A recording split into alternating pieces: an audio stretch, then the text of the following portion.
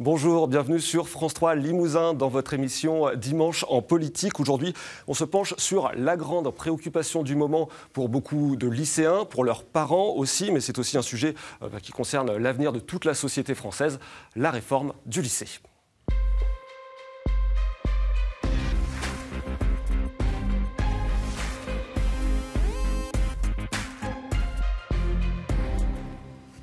Nous allons tenter d'expliquer cette réforme du lycée avec la disparition des filières littéraires, scientifiques et économiques et sociales.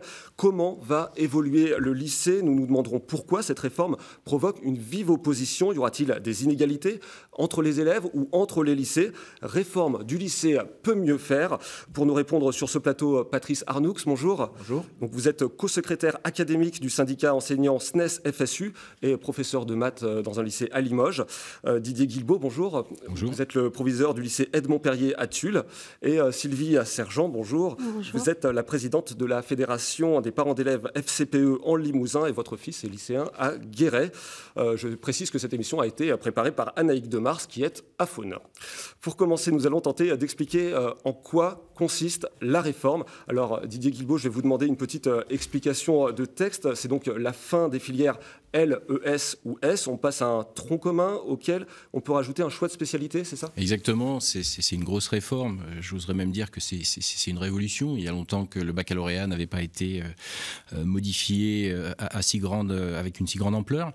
Donc oui, sur le baccalauréat général, plus de filières, plutôt une coloration en fait que vont pouvoir mettre en place les élèves dans leur réflexion au cours de l'année de seconde, puisque, comme vous l'avez très bien dit, le tronc commun, donc avec des disciplines en fait qui vont concerner tous les élèves qui partent sur le baccalauréat général et trois spécialités dont le choix est important.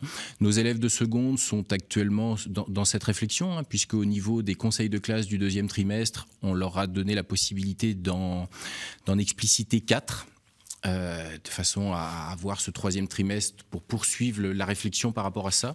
Des spécialités qui vont les occuper à raison de 4 heures par semaine durant leur année de première et qui seront évaluées au moment du baccalauréat avec des coefficients assez importants, sachant que sur l'année de terminale, ils en mettront 2 en avant puisqu'il y a une des 3 spécialités dont l'épreuve aura lieu en fin de première. Donc en résumé, on a vu une infographie, il y a 16 heures de tronc commun. Alors oui. Ça, le tronc commun, français, histoire géo, philosophie, 2 langues vivantes, des sciences du sport, l'enseignement civique. Tout à fait. Pour tout le monde. Voilà, donc la philosophie en terminale, le français en première. Donc les langues vivantes, on ne dira plus maintenant LV1, LV2, on dira LVA, LVB, puisque les coefficients sont les mêmes au niveau du baccalauréat.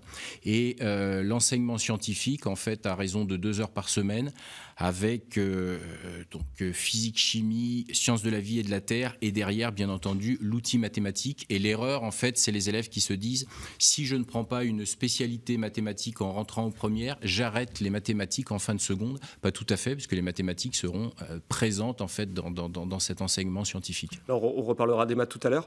Toujours pour revenir sur la réforme, il y a 3 spécialités en première. Vous l'avez dit, 2 spécialités en terminale pour le bac. Parmi 12, alors là, ça va des arts aux sciences économiques et sociales. On retrouve un petit peu des choses qui étaient avant dans les bacs littéraires ou scientifiques, par exemple? Tout à fait. En fait, il y a 7 spécialités qu'on retrouve dans tous les établissements. Donc, les spécialités de base, un petit peu qui font penser forcément aux filières qu'on avait déjà, parce que les spécialités sont en adéquation aussi avec le post-bac et aussi avec la ressources humaines, l'expertise de nos enseignants dans les lycées. Donc, mathématiques, physique, chimie, sciences de la vie et de la terre, sciences économiques et sociales, et 3 autres sont bel et bien prégnantes dans tous les établissements, et il y a des spécialités un petit peu plus rares en fait qui ont été positionnées sur des établissements, à la fois parce qu'on savait qu'on avait l'expertise et la ressources humaines, et aussi certaines dans des établissements peut-être un petit peu plus isolés pour remettre en exergue en fait ces établissements et faire en sorte que des élèves qui seraient intéressés par ces spécialités aillent vers ces établissements avec cette nécessité et cette volonté de redonner à la notion d'hébergement, d'internat, tout le prestige en fait qu'il doit avoir. Un dernier mot de présentation pour cette réforme, quel est l'objectif ? L'objectif, en fait, l'objectif, c'est à la limite, je dirais que c'est un principe d'honnêteté, parce que on s'apercevait au fur et à mesure des années qu'on avait un taux de réussite au baccalauréat qui ne cessait d'augmenter, avec maintenant plus de 50% des bacheliers qui sont bacheliers avec mention, et parallèlement à ça, on se rendait compte que le taux de réussite de la licence en 3 ans n'était pas bon. On a 27% des bacheliers qui réussissent à décrocher la licence en 3 ans. On a 61% des jeunes, en fait, qui, par rapport à leur choix d'études au moment de la terminale, n'arrivent pas à aller au bout de ce qu'ils avaient souhaité, espérer durant leur année de terminale. Donc, ce qui veut dire que le baccalauréat, qui est le premier diplôme de l'enseignement supérieur, doit être adapté de façon à ce que, oui, lorsqu'on décroche le baccalauréat, on peut être assuré d'avoir une bonne réussite dans le supérieur et dans le temps qui est prévu, et non pas en 4 ans au lieu de 3 ou 5 ans au lieu de 4. Quoi. Alors on a bien compris l'esprit de cette réforme. Nous allons maintenant essayer de comprendre pourquoi cette réforme elle provoque autant d'inquiétudes. Alors Patrice Arnoux, je me tourne vers vous. Votre syndicat n'est pas vraiment enthousiasmé par cette réforme. Alors avant de rentrer dans le détail, vous dénoncez déjà un manque de concertation à la base ? Oui, alors il ne faut pas prendre cette réforme du lycée indépendamment de l'ensemble de la politique éducative qui est menée par Jean-Michel Blanquer, parce qu'il a l'habilité de mener sa politique par touches successives, ce qui la rend difficilement lisible par le public, mais il mène une politique globale qui est extrêmement cohérente et qui vise à rendre le système éducatif plus sélectif, plus inégalitaire et à la fin aussi moins coûteux. Il faut voir qu'avec la réforme du lycée, puisque c'est de cela qu'on parle aujourd'hui, le lycée va devenir l'antichambre de l'enseignement supérieur, puisque les choix qui vont être faits au lycée, monsieur le proviseur vient de le dire, vont être absolument déterminants pour la poursuite d'études. Et il faut faire attention au fait qu'avec la réforme Parcoursup qui a instauré la sélection dans toutes les filières de l'enseignement supérieur, universités comprises, ce sont les formations du supérieur qui vont dicter leur choix aux lycéens en leur dictant les bonnes combinaisons de spécialités pour accéder à la formation de l'enseignement supérieur. Il y a peut-être de la cohérence là justement, puisque l'idée c'est quand même de créer une passerelle. Alors ça pourrait être de la cohérence si tous les lycées avaient la même offre de formation partout sur le territoire et si les lycéens n'étaient pas enfermés dans des formations présentes uniquement dans leur lycée. Monsieur le proviseur a dit que les 7 spécialités dites de base étaient offertes dans tous les lycées. Ce n'est pas le cas dans l'académie, puisque nous avons 3 lycées dans lesquels ce n'est pas le cas, et ce n'est absolument pas le cas au niveau national. Et quand l'enseignement supérieur va dicter ses choix aux lycéens, si le lycéen se trouve dans un établissement où ne figurent pas les 3 bonnes spécialités de première, puis les 2 bonnes spécialités de terminale pour accéder à la formation qu'il désire, qu'est-ce qui se passe pour ce lycéen? Dans quelle impasse se trouve-t-il? Il faudrait qu'il change de lycée. Est-ce possible? Vraisemblablement, le ministère et la DGESCO nous dit que ça va être extrêmement compliqué. Il va falloir qu'il y ait de la place dans l'établissement d'accueil. Éventuellement, on va regarder ses notes, on va sélectionner. Et que se passe-t-il aussi si le lycéen s'est trompé en entrant en seconde et n'est pas allé dans le bon lycée? C'est ça la question. On a besoin de revenir en arrière. Aujourd'hui, c'est vraiment très précoce. En fait, on demande à un élève de fin de 3e, à 14 ou 15 ans, de faire le choix du bon lycée pour avoir les bonnes spécialités pour une poursuite d'études qu'il devrait envisager 4 ans plus tard. À 14-15 ans, c'est extrêmement compliqué. Peut-être, monsieur Guilbault, avant de vous donner la parole, déjà, je voudrais savoir votre avis, madame Sergent. C'est vraiment un sujet d'inquiétude, ça, pour votre fils, par exemple, ou pour les ados Bien sûr, parce que monsieur Blanquer, rappelons qu'il nous a dit que le choix des élèves était prépondérant, que les élèves auraient le droit de choisir. Effectivement, ce n'est pas 7 spécialités. Déjà, au départ, ça devait être 12. Et dans l'académie, il y a des établissements où ils n'ont que 5 spécialités. Donc, par exemple, à la Souterraine, s'ils veulent suivre une spécialité qui n'y est pas et qui est à Favard, donc à une demi-heure de route, ils vont devoir changer d'établissement. Mais les places sont contingentées par secteur, ce qui fait qu'ils ne sont même pas sûrs de pouvoir y aller. Donc, et les internats sont quand même pleins. Alors je me tourne vers vous, Didier Guilbault. Donc là, il y a deux interrogations un petit peu. Est-ce qu'on peut éventuellement aller peut-être même dans plusieurs lycées pour choisir vraiment ces spécialités? Est-ce qu'on a un droit au remords, revenir en arrière? Alors, il est prévu des conventionnements entre établissements et je suis plus positif en fait que vous, Monsieur Arnoux, sur l'adéquation entre les choix de spécialité et le post-bac. Sur le post-bac, en fait, les établissements supérieurs, de par Parcoursup et de par aussi un bulletin officiel de mars 2018, oui, dit que pour telle ou telle voie universitaire, il est important d'avoir telle et telle compétence. Telle et telle compétence, pas forcément telle et telle connaissance, en fait. Donc, voilà. Moi, j'ose espérer qu'il y a des compétences qui peuvent être travaillées sur différentes disciplines et que ce n'est pas forcément l'aspect matière qui va fermer des portes sur le supérieur. Maintenant, il y a quand même toute une communication aussi pour aider nos jeunes à faire les bons choix de spécialité. Vous avez horizon2021.fr, vous avez une bonne utilisation en fait de ces 54 heures annuelles en fait de réflexion sur l'orientation.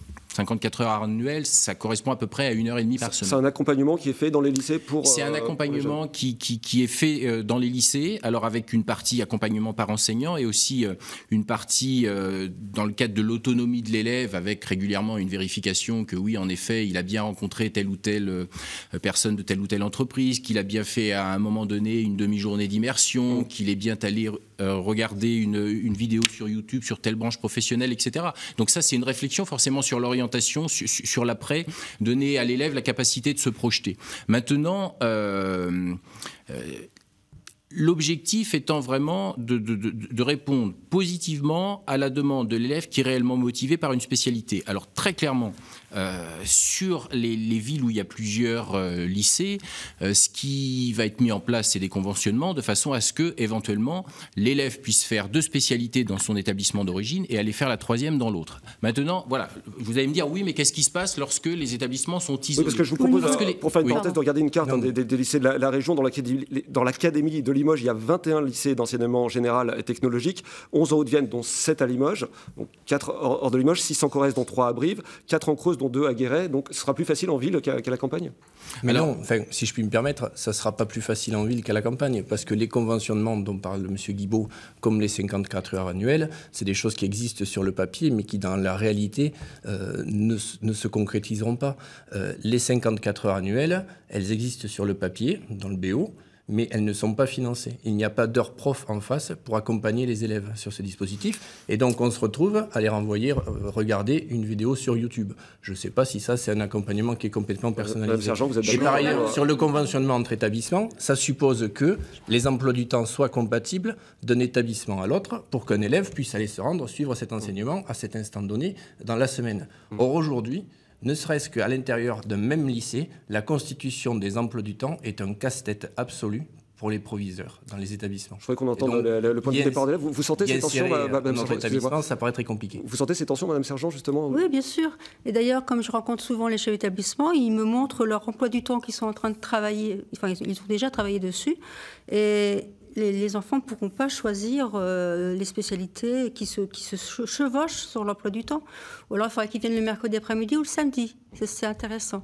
Mais par contre, effectivement, sur les 54 heures d'orientation, je vous rappelle quand même que la réforme a commencé. Donc, les enfants là, qui vont passer le bac, qui sont en seconde, ils auraient dû les avoir, les efforts sur l'orientation. Or, ils n'ont rien. Et pour l'année prochaine, c'est pareil, c'est pas fléché. Mais c'est bien parce qu'en fait, c'est le conseil régional qui va s'occuper de l'orientation. Les élèves sortiront de l'établissement pour aller faire des stages. Et puis, à 14-15 ans, c'est pas un parent qui parle, parce qu'en fait, là, j'entends les chefs d'établissement et les enseignants qui doivent s'occuper de l'orientation. Ils ne savent pas, parce qu'un enfant à 14 ans, il y en a combien qui sait déjà ce qu'il veut faire? Alors je dirais même que l'an prochain, c'est encore pire, puisque les horaires dévolus à la seconde sont en diminution par rapport à ce qui existe cette année. Donc il y aura des possibilités d'accompagnement encore moindre l'an prochain. Et je voudrais rebondir sur l'histoire des compétences. Je vous donne la parole juste après. Sur les compétences qui seraient éventuellement recherchées dans Parcoursup, là aussi, il ne faut pas se leurrer. Hein. Enfin, les dossiers qui sont observés dans Parcoursup, vu la masse de dossiers à traiter par l'université haute, sont traités par des algorithmes qui ne vont pas regarder les compétences des élèves, ils vont regarder leurs résultats, les spécialités choisies et autres. Donc, faire croire aux élèves qu'ils peuvent suivre l'enseignement des spécialités qu'ils souhaitent, c'est vraiment essayer d'éliminer les naïfs, cette histoire. Enfin, c'est ce que dit le ministre à l'envi, mais attention, les prérequis de Parcoursup sont absolument déterminants, et c'est ce qui pose le problème dans cette réforme. Il faut choisir 3 spécialités, en abandonner une, et aujourd'hui, on est vraiment dans le flou, parce que tout ça se met en place extrêmement rapidement, sans qu'on sache exactement ce que souhaite l'enseignement supérieur. Alors, on va écouter le point de vue du proviseur. Bon, c'est quand même un casse-tête, effectivement, organisé. Sur le non-financement, je ne suis pas tout à fait d'accord. Comment ont été dotés les établissements sur une classe de seconde? Vous avez 26 heures sur tout ce qui est tronc commun, etc. Il a été rajouté 12 heures. 12 heures pour financer les options et pour l'autonomie de l'établissement, à savoir si sur certaines disciplines on souhaitait ou non dédoubler, et justement aussi pour y positionner ces heures d'accompagnement personnalisé dans lesquelles on peut inclure justement ce travail sur l'orientation. Après, voilà, cette enveloppe de 12 heures est à travailler dans le cadre de l'autonomie de l'établissement lorsqu'on ventile ce qu'on appelle la dotation globale, et ça c'est fait en concertation avec les enseignants. On commence par le conseil pédagogique, on en reparle en commission permanente, on l'acte en conseil d'administration. Alors après, que ça soit plus ou moins bien utilisé, en fait, la marge d'autonomie, ça je veux bien l'entendre, hein, voilà, parce que chaque établissement a son histoire, son mode de fonctionnement. Dire que c'est pas du tout financé, enfin, je peux pas l'entendre. C'est pas une histoire de plus ou moins bien utilisé, c'est une histoire que quand il faut financer à la fois les options, les dédoublements dans les sciences expérimentales et puis dans les disciplines dites fondamentales que vante le ministre, le maths et le français pour l'accompagnement personnalisé, la marge horaire donnée n'est pas suffisante. Et donc on se retrouve à faire des choix qui sont des choix contraints, qui n'en sont pas. Ce qui se passe aujourd'hui, c'est que dans la plupart des lycées, les heures d'accompagnement personnalisé sont en diminution, les heures de dédoublement sont en diminution, et donc les possibilités d'accompagner les élèves en petits groupes, en travail individualisé, sont en diminution, avec parallèlement des programmes dont les exigences sont à la hausse, très clairement. Et donc on va devoir mettre ces programmes-là en œuvre dans les pires conditions, ce qui risque de mettre en difficulté les élèves, surtout les plus fragiles. Alors on va reparler du contexte économique dans lequel tout cela se produit, parce que c'est une réforme ambitieuse, mais il y a une question qui revient souvent, c'est a-t-elle les moyens de ses ambitions? Les spécialités nécessitent des professeurs. Le ministre de l'Éducation nationale, Jean-Michel Blanquer, a annoncé la suppression de 2600 postes dans le secondaire. Officiellement, en Limousin, cela représente 36 suppressions de postes à la prochaine rentrée. 58.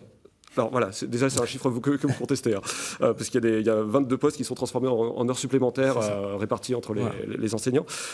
Donc cette baisse est justifiée par une baisse du nombre d'élèves en Limousin. Mais, 36. 36 36 élèves de moins, non, 58 postes. De moins. Ben si, 36 élèves de moins, 58 postes en moins. C'est ça la réalité de la rentrée 2019 aujourd'hui. Alors il y a des chiffres officiels, c'est pas cela. Ben si, c'est cela. Les chiffres officiels présentés par la rectrice, par le ministre, dans l'Académie Limoges, il y a 36 élèves de moins à la rentrée prochaine et il y a 58 postes de moins, 58 enseignants en moins devant les élèves. Ça complique encore le casse-tête. Là, à la limite, je peux pas confirmer en fait ces propos. Moi, l'établissement que je connais, certes. On a supprimé un poste dans une discipline parce qu'on a fait le choix de créer un poste dans une autre discipline. C'est-à-dire qu'on va fonctionner avec le même nombre d'enseignants l'année prochaine que cette année. Vous n'êtes pas touché par ces tensions au niveau du non. Au niveau du lycée de Montpellier, je veux dire, voilà, il y a une discipline qui nécessitait un petit peu moins de besoins. La collègue part en retraite, il y a une discipline qui nécessitait plus de besoins, eh bien, on a arrêté le poste dans la discipline qui en nécessitait moins pour être plus objectif et faire une création de poste en espagnol pour tout ça, dire. C'est la réalité d'un établissement, mais au niveau de tous les établissements de l'académie, dans les lycées, il y a 26 postes qui sont supprimés. Justement, Sylvie Sergent, je voulais vous poser la question. Vous, dans l'académie, vous les ressentez, ces tensions au niveau du personnel? Mais évidemment. Par exemple, à Favard, il y aura 2 enseignements qui seront regroupés deux spécialités qui seront regroupées sur un même enseignement mathématique. Or, les programmes ne sont pas les mêmes.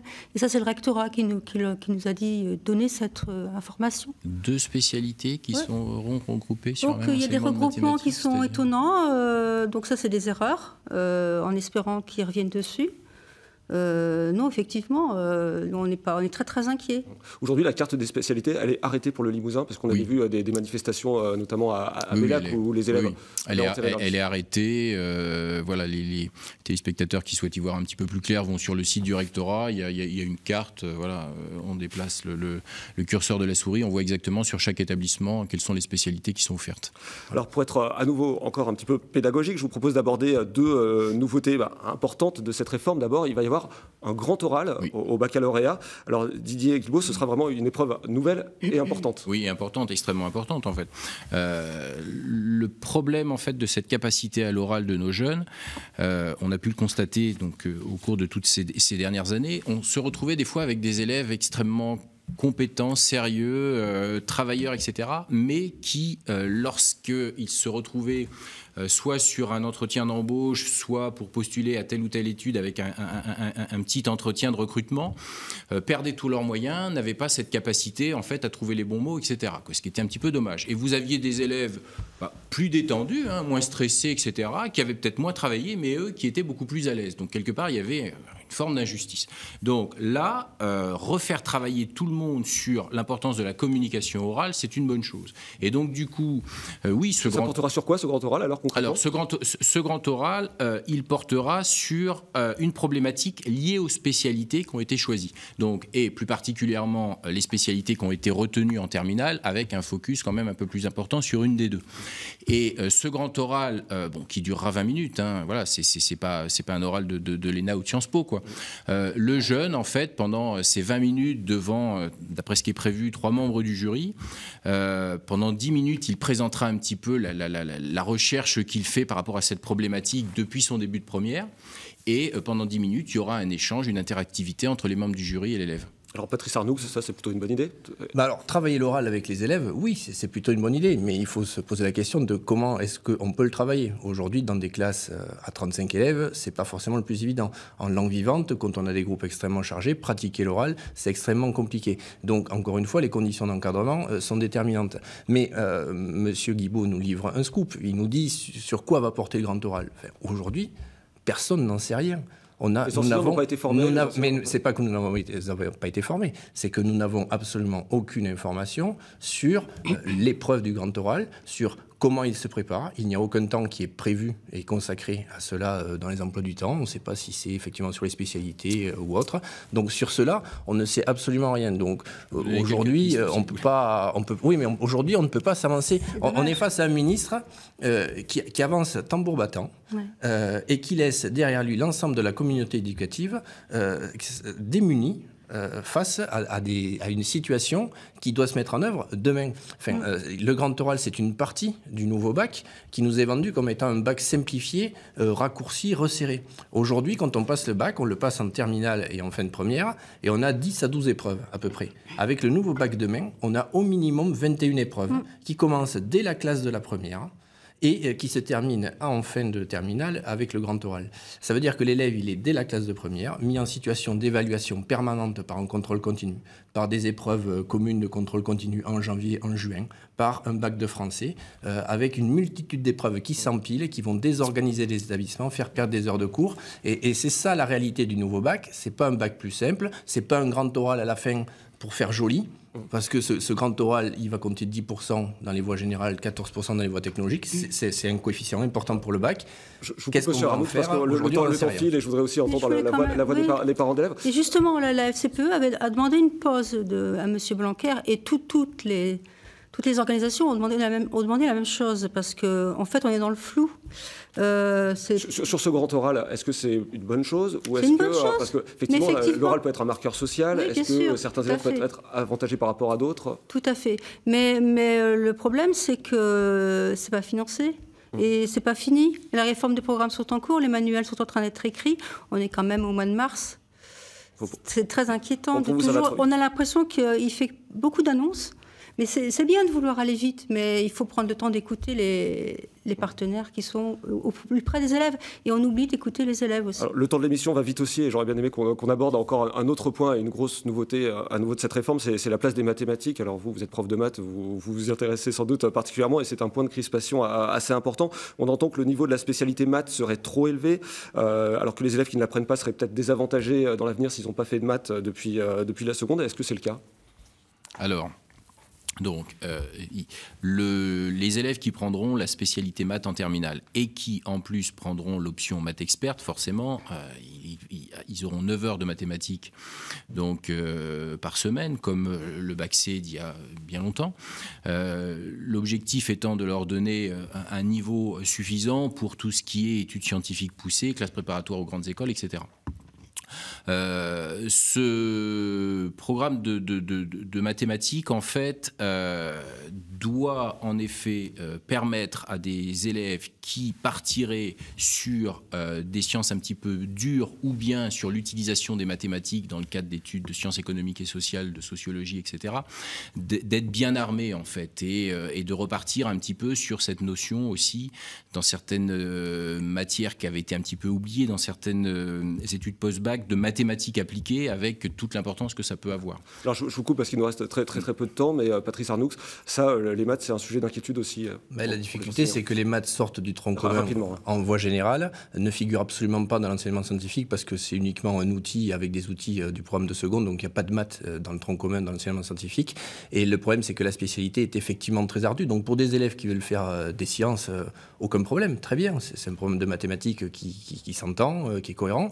Mais pour des élèves qui auraient besoin de mathématiques un peu plus poussées, mais uniquement comme outil, comme dans la voie économique précédemment, ces maths sont d'un niveau bien trop élevé et va les mettre en difficulté. Sylvie Sergent, il y a un risque de se fermer des portes peut-être pour les jeunes, ça c'est une inquiétude pour la FCPE? Tout à fait.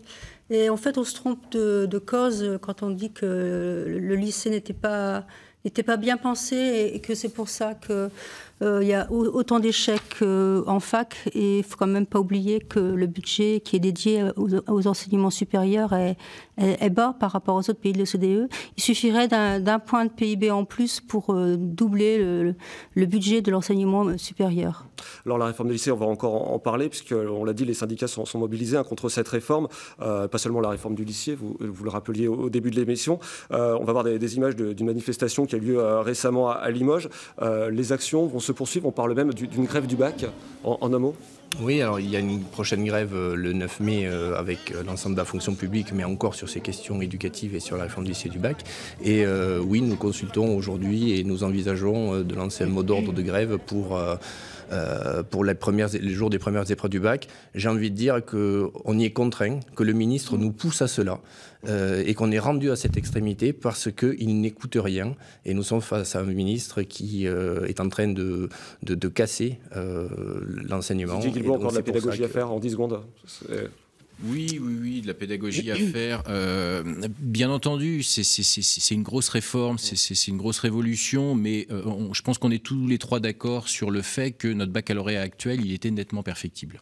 Merci beaucoup, ce sera le mot de la fin. C'est tout le temps qu'on a, mais le débat va sans doute se poursuivre en antenne et dans les prochaines semaines. En tout cas, merci beaucoup à tous les trois d'être venus pour en parler sur ce plateau. On espère que ça vous a permis aussi, vous, d'y voir plus clair. Tout de suite, vous retrouvez le Flash Info présenté par Caroline Huette. Il sera suivi du Dimanche en politique nationale. La semaine prochaine, pas de Dimanche en politique pour cause de Paris-Roubaix. Et dans 2 semaines, vous retrouverez Anaïg de Mars qui aura certainement retrouvé sa voix. Bon dimanche, merci.